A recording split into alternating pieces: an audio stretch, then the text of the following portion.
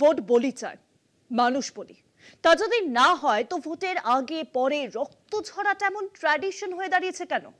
আর কয়েক মাস পরেই রাজ্যে বিধানসভা নির্বাচন, আর তার আগে বাংলা জুড়ে রক্ত মাখছে রাজনীতি। খুন হচ্ছেন একের পর এক শাসক দলের নেতা।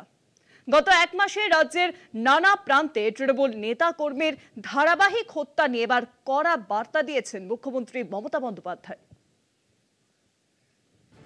ভোটের আগে বাংলার রাজনৈতিক অঙ্গন রক্তাক্ত হয়ে উঠছে একের পর এক হত্যাকাণ্ডে। জুলাইয়ের শুরু থেকে অগস্টের মাঝামাঝি মাত্র এক মাসে 9 জন তৃণমূল নেতাকর্মী খুন হয়েছেন রাজ্যের বিভিন্ন জেলায়। এই লাগাতার খুনের ঘটনায় ক্ষুব্ধ মুখ্যমন্ত্রী মমতা বন্দ্যোপাধ্যায় প্রশাসনিক বৈঠকে স্পষ্ট বার্তা দিয়েছেন, শুধু থানার আইসি ওসিদের ওপর আইন শৃঙ্খলার দায় চাপিয়ে দিলে হবে না, এসপি ও সিপিদেরও সরাসরি দায়িত্ব নিতে হবে। রাজনৈতিক হত্যার এই তালিকা দীর্ঘ।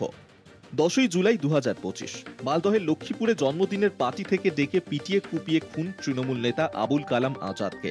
10ই জুলাই 2025 দলীয় বৈঠক সেরে বাড়ি ফেরার পথে গুলিতে খুন ভাঙড়ের চালতাবেরিয়া অঞ্চলের তৃণমূল সভাপতি রাজ্জাক খান। 12ই জুলাই 2025 গভীর রাতে বাড়ি থেকে ডেকে পয়েন্ট ব্ল্যাঙ্ক রেঞ্জ থেকে গুলি করে খুন সাঁইথিয়া পঞ্চায়েত সমিতির কৃষি কর্মাধ্যক্ষ পীযূষ ঘোষ। 19শে জুলাই 2025 মল্লারপুরের বিশিয়া গ্রামে বোমা মেরে খুন করা হয় পঞ্চায়েত সমিতির প্রাক্তন সভাপতি বায়তুল্লাহ শেখকে। 21শে জুলাই 2025 মুর্শিদাবাদের রেজিনগরে তুলে নিয়ে গিয়ে শাবল দিয়ে পিটিয়ে খুন তৃণমূল কর্মী পতিত পালকে। 31শে জুলাই 2025 সুপারি কিলার লাগিয়ে খুন করা হয় কোন্নগরের কানাইপুরে তৃণমূল পঞ্চায়েত সদস্য পিন্টু চক্রবর্তীকে। 9ই অগস্ট 2025 কোচবিহারের পুন্ডিবাড়িতে ভরা হাটে খুব কাছ থেকে গুলিতে খুন যুব তৃণমূল নেতা অমর রায়।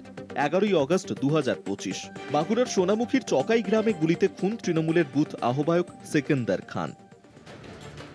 সোনামুখীর ঘটনার পরেই পুলিশ মূল অভিযুক্ত নাসিম শেখের 2 ছেলেকে গ্রেফতার করে। ধৃতদের জিজ্ঞাসাবাদ করেই খোঁজ মেলে গুলিকাণ্ডের ঘটনার মূল অভিযুক্ত নাসিম শেখের। পুরুলিয়া জেলার মানবাজার থেকে মঙ্গলবার রাতেই গ্রেফতার করা হয় নাসিম শেখকে। মুখ্যমন্ত্রীর কড়া হুঁশিয়ারি, নির্বাচনের আগে আইন শৃঙ্খলা নিয়ে কোনো গাফিলতি হলে তা বরদাস্ত করা হবে না। কলকাতা টিভি।